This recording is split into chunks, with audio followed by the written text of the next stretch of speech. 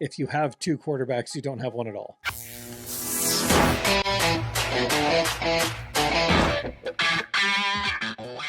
Yeah, so let's go ahead and jump right into that. First, let's go ahead and start with the quarterback. Now, obviously, we do have a QB1 scenario here with Devin Dampier. They have Bert Icklin as the second option, Kane Archer, and Michael Johnson Jr. as the fourth. What are your thoughts on the QB room? Do you think this one's pretty laid out, pretty spot on, or this one is pretty laid out? You know, before the show, you said something that was a great point, and it's if you have two quarterbacks, you don't have one at all. The good news is the University of Utah has one quarterback.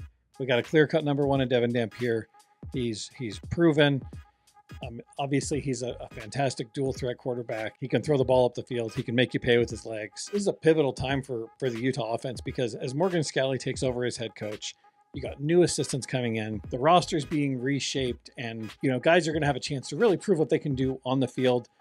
Under the new offensive coordinator, Kevin McGiven, he's going to give players a chance to shine in his offensive strategy. I think Devin Dampier is just the guy. I think he's got a good chance to continue to show why he's been QB1 and why he deserves to be. Bert Ficklin's great. I think they're going to design plenty of packages. They're going to use him in every opportunity that they get. But young guys like Kane Archer, this kid is a real stud. I'm going to call it here first, so you guys mark my words here. But the two-time Arkansas Gatorade Player of the Year, Kane Archer is a stud quarterback, and he's dual threat. He is an absolute weapon. I think he throws the ball pretty accurately.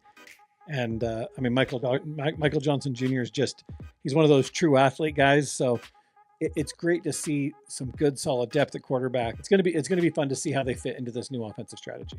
Yeah, Kane Archer, man, 12-0 in 6A high school ball. He's a stud, dude. I've watched so much. 3,200 yards passing, 30 touchdowns, 1,100 yards rushing for this kid. And again, and don't be surprised if he redshirts. Yeah, you know what I mean, because well, maybe, I don't know. Can you really do that nowadays? That's the other thing. Like in this NIL, is that really as common? We didn't see as much of it from the QBs this year.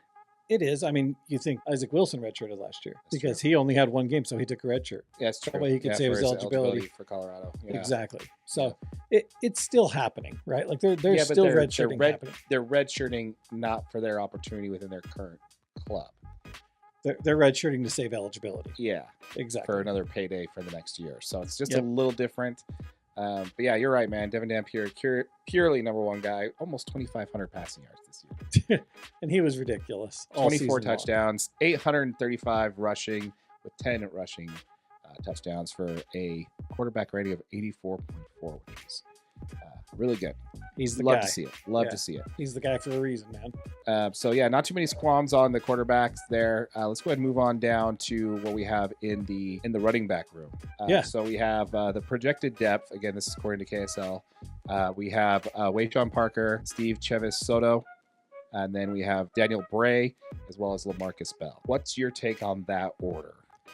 I think the order is correct. You got Wayshawn Parker, who's a clear-cut number one. Right. I mean, 1,166 total yards last year, 9 touchdowns. Wayshawn is the first guy you're going to hand the ball off to. That's right. That's what he's there for. I see more concern in that 2 and 3 spot.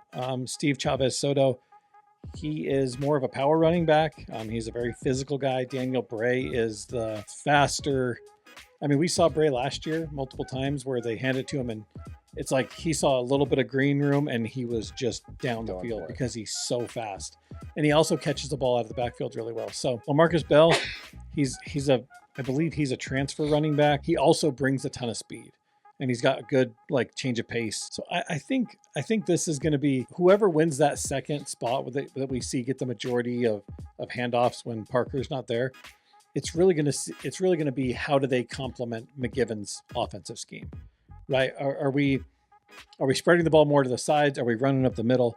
And I think you've got some good tools to do both of those things. So Wayshawn Parker is still number one. Yeah. Really cool match at Chavez, Soto, and Bray though. So would you say Parker is more of a kind of like an athletic running back, or is he going to be more like kind of like a Daniel Bray, or is he more of a brute force? Grab up the middle. Parker can do both of those. He is a brute force, run it straight between the tackles, and then once he sees the open field, he is very, very fast. So okay, so I'm glad your answer was the same on that one. I'm like, yeah. My first thought would be like, okay, either Soto or Bray is going to be better as a complementary as an opposition to Parker. But I'm like, well, I don't really know which way I pick Parker does it all, dude. The kid is just an absolute stud. Okay. He's running back one for a reason. Yeah, absolutely. He's NFL caliber. He's one of those guys you get, and when his college days are done, he's heading to the league. Yeah. Now we're gonna pivot on over to the wide receiver room on this one here. I'm not gonna go through every single one of them on the depth chart here because we got X and Z and slot. So there's 11 names here. There's a lot in there. Yeah.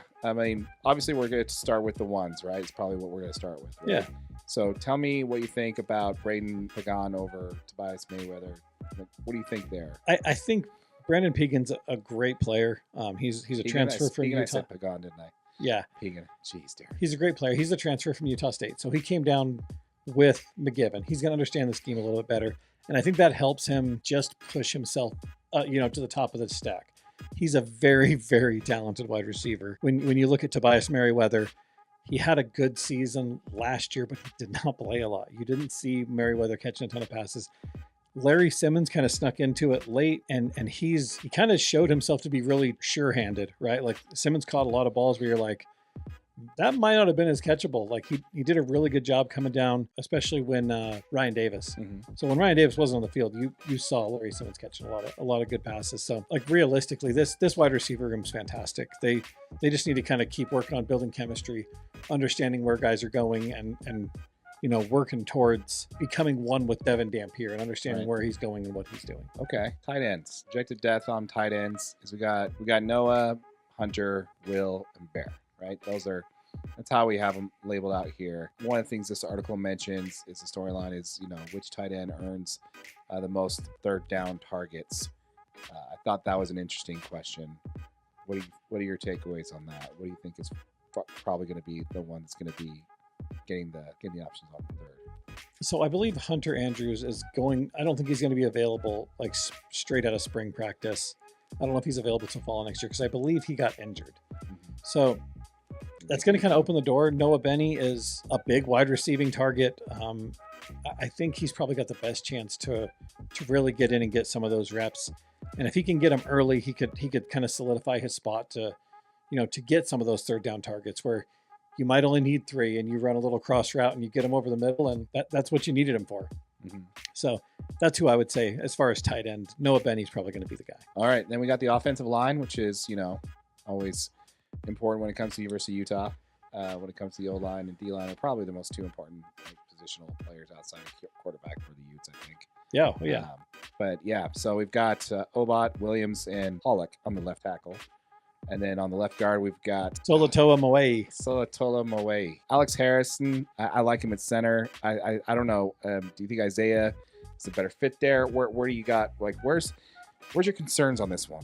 So Al Harrison is this is a long-term guy. He's been with the U. I think this might be his senior season. Mm-hmm. He's been with the U a long time. It's funny. I remember when he signed to the U and they announced him, I started following him on Instagram and I've kind of watched his career, and he hasn't got a ton of playing time, but he's been like that really reliable guy that you'll see him in when somebody goes down. He's able to move all over, but he's sure-footed. He's a big dude. Really, really solid. I really like him at center because I think he really stabilizes this offensive line that the Utes got to fill a bunch of NFL guys that they just lost, right? I mean, you lost guys to the NFL because you've had such good luck. Kelvin Obot is definitely going to be on that line. Cedric Jefferson, I think, is going to be there. Those guys will cover up the tackles. And then you've got, the interior guys like Solatoa Moe, Keith Olson, who these guys are big, talented guys that have a chance to get in there and get coached by one of the best in Jordan Gross. He's developed Kelvin Obot. He was an NFL, he was an 11-year NBA or NFL player. The offensive line is as big of a question mark as as you'd kind of think they are. Luckily, we've got some really talented guys coming in that can really fill some of these spots. It helps to have Al Harrison stabilizing that center spot. A really talented guy in Kelvin Obot, and you just kind of keep plugging guys in. I think the offensive line will be in good shape, and if this offensive line can get some cohesion and figure out the communication and work protections, you've got a recipe for success when you've got Devin Dampier in the backfield. Has there been a time where the offensive line and defensive line for the University of Utah has really taken a huge step back over the last, I'd say, 10 years. Like, I don't know if there's been good years, there's been bad years, but I don't remember a year where it's been just god awful. No, the offensive line's always been good because Jim Harding did a really good job coaching the offensive line for years and years. It's kind of nice to have a veteran quarterback when you're retooling your O-line because, he doesn't make them look nearly as bad. Right. He's got the ability to move. Absolutely, and he's not scared to get out of the pocket and go and do the Patrick Mahomes pump fake and then run it for 10, 15 yards. And all right, hey, you missed that one. Let's go again. Let's get it this time. Yep, sure. Exactly. We want to know what your thoughts are, folks, in the comments down below. Let us know what your thoughts are in regards to the depth chart there. We'll link to the KSL article in the description. So if you have a chance to look at that and read that over, let us know what your thoughts are. Do you agree with AJ when it comes to that? And pretty solid, right? There's not a whole lot to object to on that one. No, I think the Utes are going to be I think they're going to be in great shape.